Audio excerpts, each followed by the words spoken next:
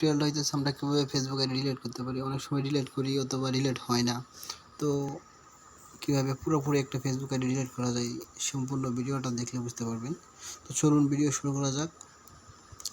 ফেসবুকে ঢুকবো, ঢোকার পরে মনে করেন থ্রি ডট আইকনে যাব, যাওয়ার পরে আমরা সেটিং অ্যান্ড প্রাইভেসিতে যাব।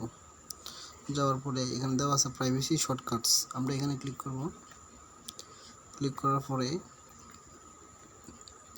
এই যে এখানে দেখতে পাইতেছি ডিলেট ইউর অ্যাকাউন্ট ইনফরমেশন, তো আমরা এখানে ক্লিক করব।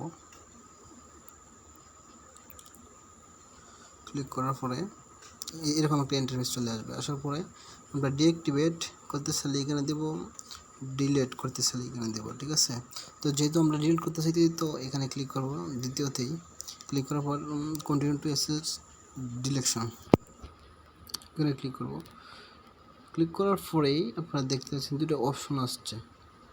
তো এখানে ডিঅ্যাক্টিভেট দেখাইতেছে, দিকে ইনফরমেশন। তো আমরা এইগুলো ডিলিট করতে চাইলে ডিলিট অ্যাকাউন্টে ক্লিক করব। পরে এখানে আমরা পাসওয়ার্ডটা দেব।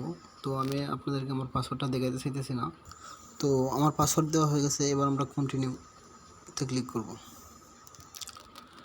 কন্টিনিউতে ক্লিক করার পর এখানে দেওয়া আছে ডিলিট অ্যাকাউন্ট, এদিকে কনফার্ম পার্মানেন্ট অ্যাকাউন্ট ডিলেকশন। তো আমরা তো পার্মানেন্টলি ডিলিট করতে চাইতেছি, তো আমরা ডিলিট অ্যাকাউন্টে ক্লিক করব। ক্লিক করার পরে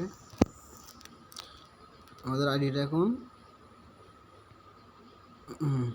ডিলিট হয়ে গেছে অলরেডি।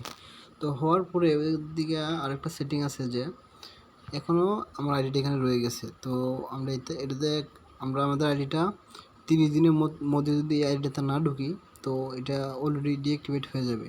যদি আমরা ওপেন করি, ওপেন করার পর কনফার্ম আইডেন্টিটি দেখাচ্ছে, ওর আইডেন্টিটি কনফার্ম আইডেন্টিটি।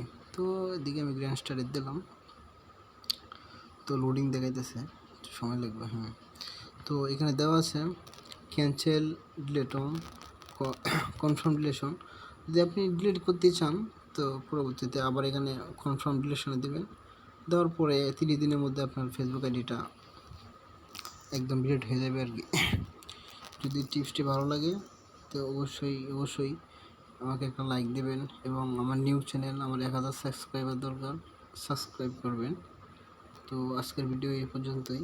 আল্লাহ হাফেজ।